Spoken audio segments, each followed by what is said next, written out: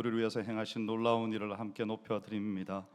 우리 함께 옆에 분과 인사하시겠습니다. 사랑합니다.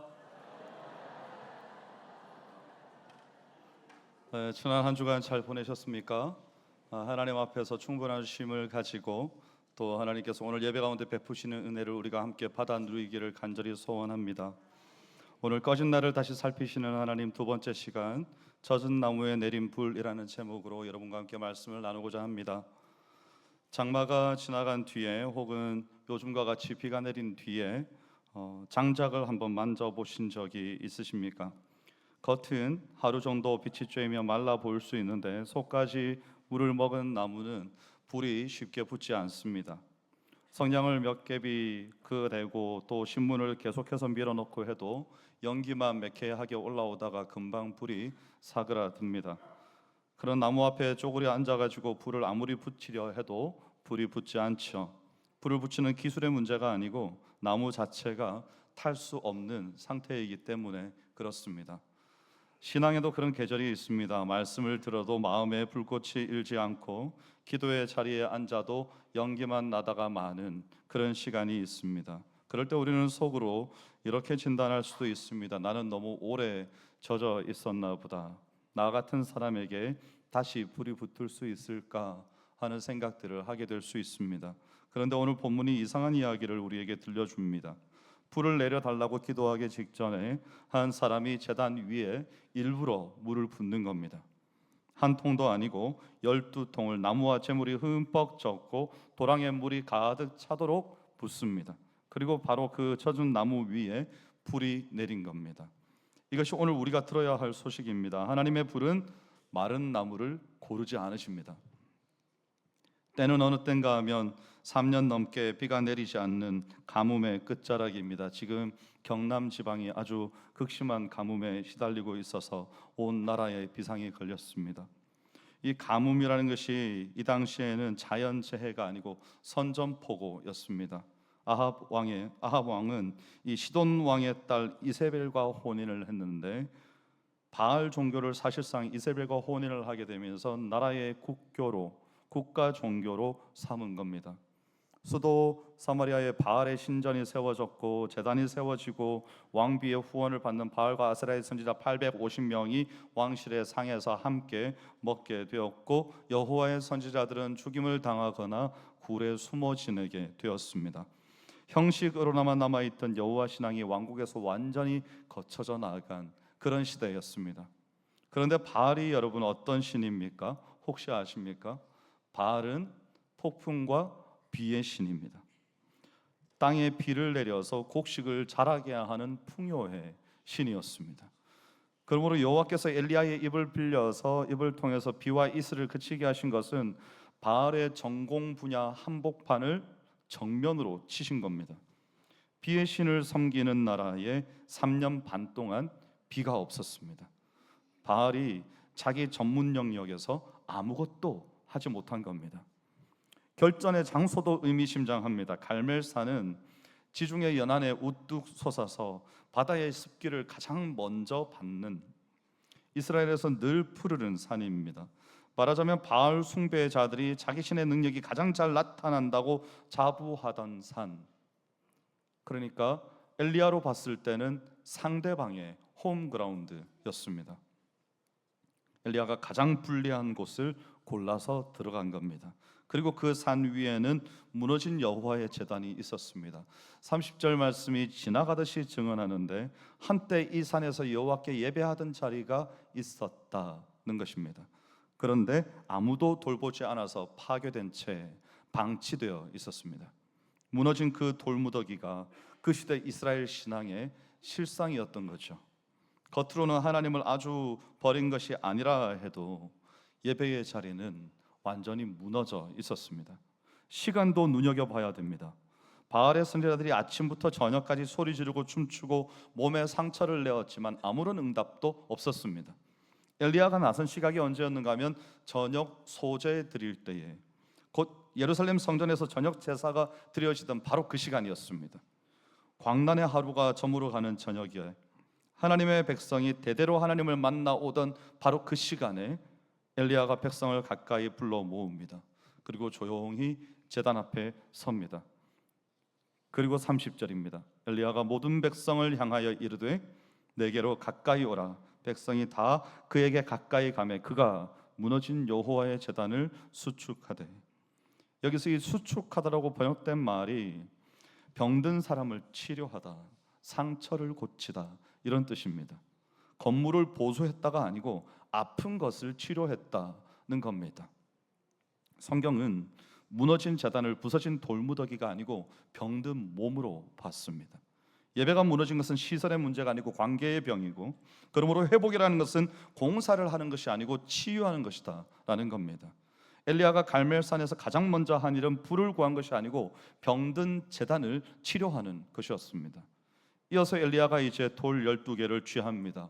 뭔가 이상하지 않습니까? 나라는 이미 남북으로 갈라져서 엘리야가 서 있는 북왕국에는 10개 지파밖에 없습니다. 그런데 돌을 12개를 취한 겁니다.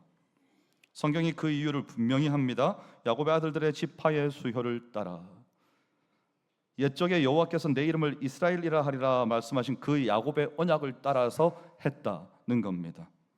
여러분, 정치는 나라를 둘로 찢었지만 하나님의 언약 안에서 이 백성은 여전히 하나인 겁니다. 이 말씀을 생각하는데 저는 우리나라가 떠올랐습니다. 정치는 나라를 둘로 찢었지만 하나님의 언약 안에서는 이 나라가 하나인 줄 믿습니다. 그러므로 우리가 기도해야 되고 준비해야 되는 것이죠. 엘리야가 눈에 보이는 분단이 아니라 하나님이 부르신 이름을 기준으로 제단을 쌓았습니다. 그리고 32절에 그 돌로 여호와의 이름을 의지하여 제단을 쌓았다고 할 때 원문이 더 단순하게 여호와의 이름으로라고 되어 있습니다. 이 제단의 주인이 누구인지, 이 예배가 누구의 것인지 돌 하나하나에 새기는 마음으로 그것을 쌓아 올렸다는 것이죠. 그리고 그 다음이 그 유명한 물 12통입니다. 여러분 생각해 보십시오. 3년 넘는 가뭄에 물은 목숨과도 같은 것이죠. 그런데 그 귀한 물을 4통씩 3번입니다. 번제물과 나무 위에 부어서 흘러내려서 도랑까지 가득 채웁니다. 사람의 눈으로 볼 때는 낭비고 자해고 그렇습니다. 그런데 엘리야의 눈으로는 정반대입니다. 그는 지금 뭘 하고 있는 건가 하면 사람이 할 수 있는 가능성을 남김없이 다 제거하고 있는 겁니다. 마른 나무라면 혹시 속임수가 아닌가, 혹시 저기에다가 인간적인 수단으로 우리가 보이지 않는 곳에서 불을 붙여가지고 불이 붙은 것처럼, 하늘로부터 불이 내린 것처럼 하려는 게 아닌가, 이런 말이 나올 수 있죠. 그런데 물에 잠긴 제단에 물을 한 통이 아니고 12통을 들이부은 그 제단에 불이 붙는다면 그것은 오직 하나님께로부터 온, 하늘로부터 온 불일 수밖에 없다는 인정을 얻게 하려는 겁니다. 그래서 여러분, 물을 붓는 손은 포기하는 손이 아닙니다. 세상 사람들이 볼 때는 엘리야가 이제 하루 종일 우리가 제사 드리는 것을 보더니 포기했구나, 수적으로도 이길 수가 없고 능력으로도 이길 수가 없다고 생각했구나, 다 포기한 거구나. 그런데 물을 붓는 손은요, 포기의 손이 아니고 하나님만 일하실 수 있는 무대를 만들어 드리는 믿음의 손이었다는 겁니다. 그리고 엘리야가 기도합니다. 850명이 하루 종일 울부짖은 것에 비하면 민망할 만큼 아주 짧은 기도입니다. 18장 36절이죠. 우리 함께 읽어보겠습니다. 시작. 저녁 소재 드릴 때에 이르러 선지자 엘리야가 나아가서 말하되 아브라함과 이삭과 이스라엘의 하나님 여호와여, 주께서 이스라엘 중에서 하나님이신 것과 내가 주의 종인 것과 내가 주의 말씀대로 이 모든 일을 행하는 것을 오늘 알게 하옵소서. 아멘. 이 짧은 기도가 언약의 역사 전체를 소환합니다. 아브라함과 이삭과 이스라엘의 하나님입니다. 지금 이 산 위의 대결이 오늘 시작된 싸움이 아니라 족장들을 부르시고 애굽에서 건지시고 시내산에서 언약을 맺으신 그 하나님의 오래된 이야기가 오늘에까지 이르는 그 중에 한 장이라는 선언을 지금 하고 있는 겁니다. 그리고 우리가 주목해야 될 것은 엘리야가 내 계획대로가 아니라 주의 말씀대로 이 모든 일을 행하고 있다고 고백한 겁니다. 갈멜산의 주도권은 처음부터 끝까지 하나님께 있었던 겁니다. 37절에서 기도의 진짜 목적이 드러납니다. 여호와여 내게 응답하옵소서, 내게 응답하옵소서. 이 백성에게 주 여호와는 하나님이신 것과 그들의 마음을 되돌이키심을 알게 하옵소서. 엘리야가 구한 것은 어떤 대단한 불이 내려서 불타오르는 장관을 구한 게 아니었고 마음을 구했습니다. 주는 그들의 마음을 되돌이키시는 하나님이신 것을, 백성이 스스로 마음을 돌이키는 것이 아니고 하나님이 그들의 마음을 돌이키신다는 겁니다. 회개조차도 우리의 결심이 아니라 하나님의 은혜라는 것을, 이 고백을 기도 안에 담은 것이죠. 21절에서 엘리야가 백성에게 묻지 않았습니까? 너희가 어느 때까지 둘 사이에서 머뭇하려느냐. 원문으로 이 말은 쩔뚝거린다, 다리를 전다는 거거든요. 그리고 26절에서 바알의 선지자들이 제단 주위에서 뛰놀았다고 할 때도 똑같은 단어가 쓰였습니다. 그들도 절뚝거린 거죠. 두 마음 사이에서 절뚝이는 백성과 그리고 응답 없는 신 앞에서 절뚝이는 선지자들이 있는 겁니다. 성경이 같은 단어 하나로 지금 우상 앞에 서 있는 인생의 모습들을 그대로 그려놓은 것이죠. 이 절뚝이는 걸음은 사람의 힘으로는 고쳐지지 않고 마음을 돌이키시는 분은 오직 하나님이시다, 이것을 지금 선포하고 있는 겁니다. 이 기도가 끝나자마자 성경이 숨 돌릴 틈도 주지 않고 바로 38절을 기록합니다. 이에 여호와의 불이 내려서 번제물과 나무와 돌과 흙을 태우고 또 도랑의 물을 핥은지라. 불이 번제물만 태운 것이 아닙니다. 나무를 태우고 돌을 태우고 흙을 태우고 도랑의 물까지 다 핥아버렸습니다. 여러분, 사람이 피운 불은 아래로부터 위로 올라갑니다. 그런데 이 불은요, 위에서부터 내려와서 순서를 보십시오. 번제물과 나무와 돌과 흙을 태우고 도랑의 물을 다 핥았다. 위로부터 내려온 불이 땅으로 뚫고 들어간 겁니다. 여러분, 젖은 것이 문제가 되지 않았습니다. 나무의 건조 상태가 어느 정도였는가, 뿌려진 물이 몇 리터나 되었는가, 이런 계산이 하나님 앞에서는 하등의 이유가 없는 겁니다. 돌이라 탈 수 없을 것이다, 이것도 문제가 되지 않았습니다. 하늘의 불 앞에서는 탈 수 없는 것이 없는 것입니다. 그때 모든 백성이 얼굴을 땅에 대고 엎드려서 39절에 외칩니다. 모든 백성이 보고 엎드려 말하되 여호와 그는 하나님이시로다, 여호와 그는 하나님이시로다 하니. 사랑하는 여러분, 여기에 오늘 본문에 가장 깊은 비밀이 숨겨져 있습니다.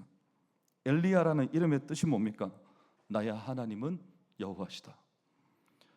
바로 그 뜻이죠.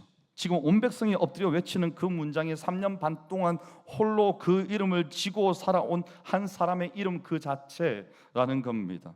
한 사람이 자기 이름으로 살아냈던 그 고백이 이 저녁에 온 민족의 집에서 지금 입에서 터져나오고 있는 것인데, 그래서 여러분, 갈멜산의 절정은 하늘로부터 내린 불도 아주 중요하지만 사실상 오늘 말씀의 하이라이트는 뭔가 하면 땅에서부터 하나님께로 올라간 고백입니다. 불은 한순간 타오르고 꺼지지만 이 고백은요, 백성들의 마음에 남은 겁니다. 하나님의 의도하심도 내가 불을 한번 내려주겠다가 아니고 그 불을 통해서 뭘 하셨다고요? 백성들의 마음을 되돌이키시는 하나님. 근데 이 장면을 성경이 어떻게 해석하는지 한번 보십시오. 구약 성경의 마지막 책이죠. 그 마지막 문장이 바로 엘리야로 끝납니다. 말라기 4장 5절부터 6절까지입니다. 보라, 여호와의 크고 두려운 날이 이르기 전에 내가 선지자 엘리야를 너희에게 보내리니 그가 아버지의 마음을 자녀에게로 돌이키게 하고 자녀들의 마음을 그들의 아버지에게로 돌이키게 하리라. 여러분, 말라기는 엘리야를 불의 사람으로 기억하지 않습니다. 마음을 돌이키게 하는 사람으로 기억하는 겁니다. 성경 스스로가 지금 갈멜산을 해석하고 있는 것이죠. 그날 저녁의 핵심은 불이 아니라 돌이킴이었다고 지금 구약의 마지막 구절이 우리에게 말해주고 있는 겁니다. 그리고 신약이 열립니다. 천사가 세례요한을 두고 말하죠. 그가 엘리야의 신령과 능력으로 주 앞에 먼저 와서 주를 위하여 세운 백성을 준비할 것이다. 엘리야의 길은 갈멜산에서 끝난 것이 아니고 이제 그리스도께로 곧장 이어지는 겁니다. 이 엘리야와 세례 요한도 그랬죠. 아까 엘리야의 이름이 뭐라고 그랬습니까? 뜻이 나의 하나님은 여호와이시다. 저는 생각해 보았습니다. 엘리야를 부르는 아합과 이세벨의 마음이 어땠을까? 한번 생각해 보신 적 있으십니까? 엘리야야라고 부를 때 그 이름의 뜻이 무언지 아합과 이세벨이 몰랐을까요? 아니요. 나야 하나님은 여호와시다. 그 이름의 뜻을 만 백성이 다 아는데 그들이 그 이름을 부를 때마다 아마도 아합과 이세벨은 어휴 재수 없어 이렇게 생각했을 수도 있겠습니다. 그가 앞에 섰을 때 누가 서 있는 겁니까? 나의 하나님은 여호와이시다 라는 사람이 한 명 서 있는 겁니다. 온 백성 앞에 서 있을 때는 누가 서 있는 겁니까? 나의 하나님은 여호와이시다 라는 게 이마에 적혀 있는 것 같은 사람이 온 백성 앞에 지금 서 있는 것이죠. 저기서 여러분들께 한번 여쭤보고 싶습니다. 여러분은 여러분의 이름 석자가 누구에게서 불려질 때 여러분은 그들에게 어떤 사람으로 기억되고 계십니까? 나의 하나님은 여호와이시다 라는 엘리야의 삶의 무게가 여러분의 이름의 무게에도 그대로 실려 있습니까? 아니면 누군가가 여러분의 이름을 떠올렸을 때 혹 부동산을 떠올리거나 혹 차량을 떠올리거나 혹 재산과 명예나 지위를 떠올리거나 혹 여러분이 좋아하는 어떤 것을 떠올리거나 그렇게 하지는 않습니까? 우리도 누군가에게 우리의 이름이 불려졌을 때 그는 하나님의 사랑, 그는 하나님께 영광을 돌리는 하나님의 일꾼, 이런 이름으로, 그런 이름의 뜻으로, 그런 삶으로 누군가에게 기억되고 계십니까? 자, 이 길의 끝에 또 하나의 산이 있습니다. 분명히 우리는 오늘 갈멜산에 있었는데 또 하나의 산이 나타납니다. 갈멜산에서 여러분 그 불이 누구 위에 떨어졌습니까? 이스라엘 백성들 위에 떨어져서 백성들을 다 태워버렸습니까? 아니요, 제단 위에 떨어졌죠. 절뚝이고 있던 백성이 아니라 백성을 대신한 제물 위에 떨어졌죠. 심판받아 마땅한 자들은 살고 흠없는 제물이 하나님 앞에서 불타오른 겁니다. 그리고 갈보리 언덕에서 그 일이 온전히 이루어진 거 아닙니까? 우리가 받아야 할 하나님의 심판의 불이 우리 대신 어린 양 예수 그리스도 위에 쏟아진 겁니다. 그래서 물에 흠뻑 젖은 우리 인생에도 이제 다시 불이 내릴 수 있는 근거가 마련된 것이죠. 왜냐하면 하나님께서 우리를 태우시고 우리에게 진노를 쏟아부으신 것이 아니라 아들 독생자 예수 그리스도를 태우시고 그에게 진노를 쏟아부으시고 우리에게는 한없는 긍휼과 자비와 은혜를 부어주셨기 때문입니다. 그래서 이제 우리는 살아날 수 있습니다. 아무리 젖어있는 장작이라도 하나님께로부터 내려오는 불로 말미암아 우리가 온전히 하나님 앞에 불꽃 같은 인생으로 타오를 수 있는 거죠. 꺼진 나를 다시 지피시는 하나님의 근거는 내 영혼이, 내 인생이 얼마나 말라 있는가, 잘 탈 만큼 준비되었는가가 아니라 십자가에서 이미 타오른 그 불이 우리 인생을 다시 지피실 수 있는 하나님께서 우리를 바라보시는 근거가 되는 겁니다. 내 아들 독생자 예수 그리스도로 말미암아 내가 너를 불꽃같이 내 앞에 타오르게 하겠다 말씀하시는 것이죠. 이제 우리 이야기를 하겠습니다. 지난 주간 한 주를 보내시면서 여러분 어떤 마음으로 보내셨는지 모르겠습니다. 스스로를 어쩌면 젖은 나무처럼 그렇게 느끼신 분들도 계실 겁니다. 오래 식어버린 마음이 이 가운데 있을지도 모르고요. 되풀이되는 실패, 내 사업과 직장의 어려움, 자녀들이 뭔가를 시도하는데 계속해서 잘 되지 않고 이런 일들이 발생했을 수 있습니다. 아직도 아물지 않는 상처와 지난 세월의 아픔 같은 것들이 여전히 우리에게 잔존하고 있을 수도 있습니다. 그리고 이 무더위와 또 휴가철에 늘어지고 게을러지고 하는 것들이 우리에게 남아있을 수도 있습니다. 12통의 물이 내 인생에 다 쏟아 부어진 것 같은 축축하게 젖어버려서 도저히 탈 수 있는 가능성이라고는 이만큼도 없는 나의 삶이라고 오늘 생각하고 계실 수도 있겠습니다. 그런 분들에게 갈멜산이 이렇게 말합니다. 그 물은요, 불의 장애물이 아니었습니다. 오히려 하나님의 불이 하나님의 불임을 드러내는 무대였다고 말하는 겁니다. 여러분의 젖어 있음은 자격 미달의 증거가 아닙니다.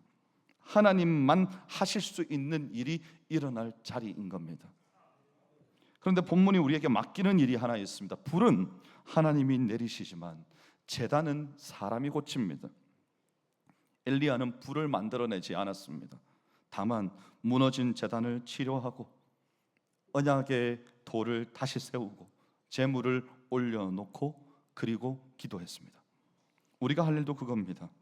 무너진 예배의 자리를 다시 고치는 겁니다. 그래서 여러분에게 구체적으로 제안합니다. 첫 번째는 절뚝이는 순간이 우리의 제단의 자리입니다. 그것을 기억해야 합니다. 손해볼 자리에서 입을 열까 말까 하는 순간, 헌신을 요청받자마자 머릿속에서 계산이 시작되는 순간, 바로 그 순간이 우리의 갈멜산입니다. 나는 절뚝이는 주저하는 머뭇머뭇하고 있는 인생이 될 것인가, 아니면 선택할 것인가입니다. 이번 주간에 자신이 주저하고 있음을 알아차리는 그 자리에서 여러분 걸음을 멈추십시오. 소리내어서 한 문장을 말하십시오. 나의 하나님은 여호와이시다. 엘리야가 이 문장을 3년 반 동안 자기 이름으로 지고 다니고 그리고 온 백성 앞에 나타내었는데, 여러분 우리도 이 문장을 이번 한 주 동안 우리의 이름처럼 지니고 다니기를 원합니다.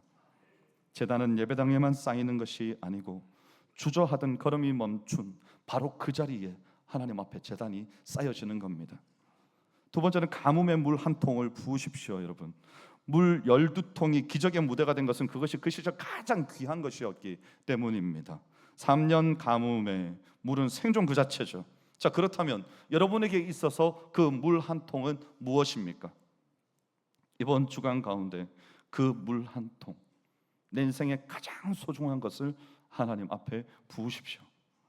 아껴둔 저녁 한 끼로 병들고 외로운 지체들을 찾아가고, 이제 방학이 끝나가지 않습니까? 다다음 주면 개강인데, 여러분 방학 동안에 우리 구역장님들은 혹은 구역원들은 서로 얼마나 연락해 보셨습니까? 누군가 교회는 잘 나오는 것 같은데 그의 삶이 힘들고 어려운 형편에 처하지는 않았는지 전화 한 통화는 해보셨습니까? 반찬 하나 들고 혹시 한번 찾아가 보셨습니까? 이 2달의 시간 동안에 그냥 방학이다 하고 그냥 마음대로 계셨습니까? 떼어둔 것의 한 귀퉁이로 주일을 준비하고 교회를 섬기고 하나님의 사람들이 하나님의 사람답게 일할 수 있도록 돕고 하는 그런 섬김의 자리를 채우는 것, 그것도 물 한 통입니다. 이것이 여러분 우리가 하나님만이 일하실 수 있는 무대를 온전히 만들어 드리는 행위인 겁니다. 그리고 세 번째는 보는 앞에서 고치십시오. 엘리야가 백성을 불러 모으고 그들이 지켜보는 앞에서 무너진 제단을 치료했습니다. 여러분, 무너짐을 감추면 회복도 감춰집니다. 아픈 곳을 감추고 말하지 않고 병원에 찾아가서 의사 앞에 내 보이지 않으면 골마서 터지는 겁니다. 더 이상 치료할 수 없는 상태에 이르게 되는 것이죠. 이번 주간에 한 사람 앞에서 여러분의 마음에 무너진 소리들을 소리내어서 한번 말해 보십시오. 배우자든지 자녀든지 구역원이든지 전도회 식구든지 누구든지 좋습니다. 한 문장이면 됩니다. 요즘 내 기도가 무너져 있었습니다. 이제 다시 세우고 싶습니다. 그 한 문장입니다. 그 무너짐을 입 밖에 내는 그 말이 바로 여러분이 쌓게 되는 제단의 첫 돌입니다. 그리고 여러분의 고백을, 여러분의 기도의 제목들을 듣고 있는 그 사람, 그 동역자, 그 한 사람이 여러분이 쌓아 올리는 첫 번째 돌의 바로 옆을 차지하게 될 겁니다. 그렇게 우리는 9월 1일부터 4일까지 열리는 부흥회가 올 때까지 우리가 나 혼자 제단을 쌓는 것이 아니라 나눔으로 함께 제단을 쌓고 교회 앞에서야 함께하는 신앙 공동체의 고백과 찬양과 예배를 통해서 하나님 앞에 올려드리는 반응을 통해서 야곱의 12지파의 수효를 따라 여호와 앞에 제단을 쌓고 우리도 그렇게 우리 공동체의 제단을 쌓아 올리는 겁니다. 이념의 갈등을 허물고 원수되었던 것들을 허물고 하나님 앞에서 은혜를 간구하며 서로 손 붙들고 어깨 동무하고 하나님, 우리를 다시 세워 주옵소서, 우리에게 다시 불을 허락하여 주옵소서 하는 마음으로 제단을 하나하나 나의 돌이 아닌 우리의 돌과 우리의 하나님 앞에서의 약속으로 온 교회가 함께 쌓아 올려 마침내 그날이 되었을 때 그 제단 앞에 나아가 지난 금요일과 같은 고백을 하는 겁니다. 우리가 여호와께 범죄하였나이다. 주여 우리에게 은혜를 베푸소서. 우리를 다시 살게 하시고 우리에게 불을 허락하옵소서. 우리의 썩어가는 인생을 완전히 태워서 하나님의 사람으로 불꽃같이 살아가는 인생을 우리에게 허락하여 주옵소서. 이 기도를 우리가 함께 올려드리는 그 시간에 하나님이 우리 가운데 역사하실 겁니다. 그 제단을 오늘도 쌓고 오늘의 불을 받고 내일도 쌓고 내일 우리의 삶을 불태우시는 하나님의 은혜를 받고 그렇게 하루하루 주와 동행함으로 하나님 앞에 불꽃 같은 인생 살아가시는 저와 여러분의 삶이 되시기를 주의 이름으로 축원합니다. 기도하겠습니다. 하나님 감사합니다. 우리가 오늘 갈멜산에서 그 저녁에 그 자리에 함께 서 있게 하시니 감사합니다. 두 마음 사이에서 머뭇거리던 저희의 걸음을 불쌍히 여겨주시기를 원합니다. 오랫동안 젖어 있어서 탈 수 없다고 스스로 진단해버린 우리의 마음 위에 위로부터 내리는 주의 불을 허락하여 주시기를 원합니다. 우리가 만들 수 없는 불을 구하지 아니하고 우리가 고칠 수 있는 재단부터 먼저 고쳐 주저하는 걸음이 멈추고 나의 하나님이 여호와이시다, 나의 하나님이 여호와이시다, 참된 고백을 하나님 앞에 올려드리는 우리의 일상이며 우리의 삶의 예배가 되도록 역사하여 주시옵소서. 감사드리며 예수님 이름으로 기도하옵나이다. 아멘. 찬송